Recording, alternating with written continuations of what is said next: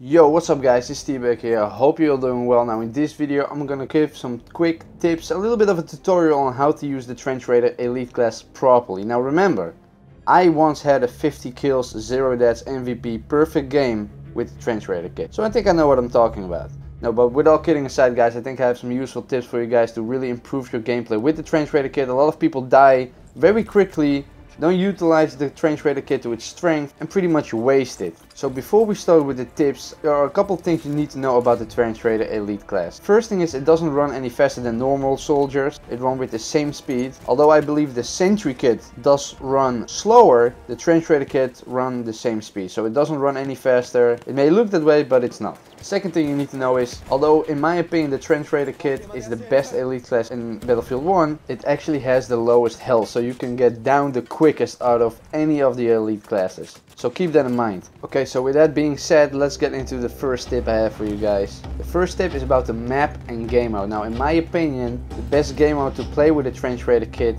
is Conquest, believe it or not. Conquest is a less linear game mode than, for example, Operations, so that gives you plenty of routes to flank your enemy, to catch them off guard and do some serious damage in close quarters. Now for the best map, in my opinion, Verdun Heights is definitely the way to go. Now if you want to perform well with the Trench Raider kit on Verdun Heights, it's important to know where it spawns and after how long it spawns. So what you want to do is, at the start of the round, you want to get as quickly as possible to the C flag. As you can see on the screen, after 1 or so minutes, it does spawn at the northern entrance of the bunker underneath the C flag. So get there first, camp a little bit on the Trench Raider kit spawn location, and you'll be definitely the first one to get it. But be careful, because the enemy team probably know this as well, and they also will try to get as soon as possible to the Trench Raider kit location. So this is going to be a hot zone, so prepare for the enemies to come with a bunch of people. Okay, so now you have the Trench Raider kit, and most people in this case will run at the enemy straight away, trying to smash everybody left, right and center, and most probably die after a couple of kills. This is not what you want to do. Instead, try to play a little bit more passive. If you play a little bit more passive, you can stay alive much longer, or like I did the entire round, you can do some serious damage and you won't waste the Trench Raider kit. This is an extremely powerful kit, and in the right hands you can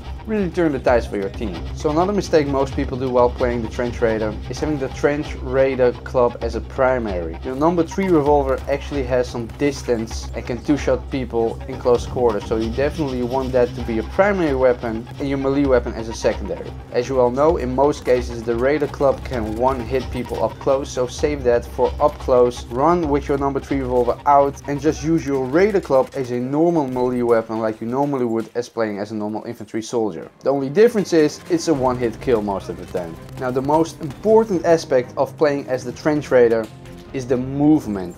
You want to move as unpredictable as possible, because remember, the Trench Raider is a loadout for up close and personal combat. You don't really have long range capabilities, so what you want to do is getting up close and personal, and you can really do that by moving straight to the enemy. They will know your movement pattern and they will shoot you up, especially if there are multiple hostiles. So try to move diagonally, try to move zigzagging, make yourself hard to hit. So the movement is also very important for healing yourself. As many of you know, the best gadget that Trench Raider kit has is a health bag. You can put it on the ground and in a radius can heal yourself and your teammates. Now the best case scenario is duck behind cover and use this to heal yourself, but what if you don't have any cover? Now take a look at the screen. As you can see here, I'm low on health and I really need to heal myself. I don't really have any cover near me, so I'm gonna use a couple of things to heal myself up. First of all, I'm obviously gonna use the health bag and put it on the ground to heal myself. But that's obviously not going to cut it if I'm getting shot up and lit up from every place in the map. So what you want to do is get your smoke grenades out. That will give you a little bit of cover, visual cover, so the enemy won't exactly know where you are. They can't really shoot you, so you have another opportunity to heal yourself.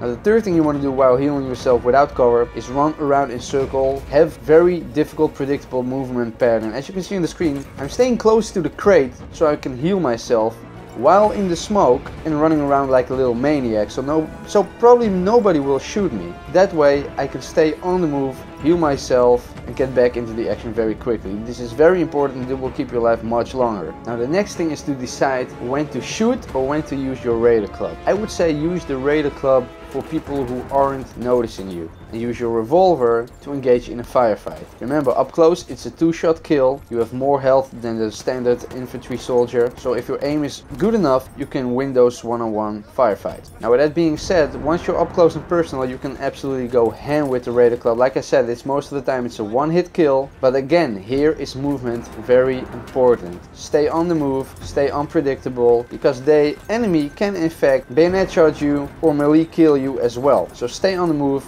and hit everybody left, right and center. Another tip that I have for you guys is actually increasing your look sensitivity. Since you can be in the middle of a group of enemies to your front and back, left and right, it's important to engage one enemy, kill them with the Raider Club and turn around quickly as possible to engage in the other enemy. Obviously with a higher sensitivity this is more possible. Now the last thing I have for you guys is how to approach a group of enemies. Do you run straight to them? Do you flank them? How do you do it? Well, the answer is obviously very simple. You always need to flank if the opportunity is there. If the opportunity isn't there, remember you have some smoke grenades to conceal your visual movement. Use them around corners and really catch your enemies off guard. They really don't know what to do. They will probably miss a couple of times trying to engage in a melee combat, and obviously since you have the Raider Club, they won't really win against you. Remember, if somebody is bayonet charging at you, you can actually kill them before they hit you if you time your melee swing correctly. Now lastly,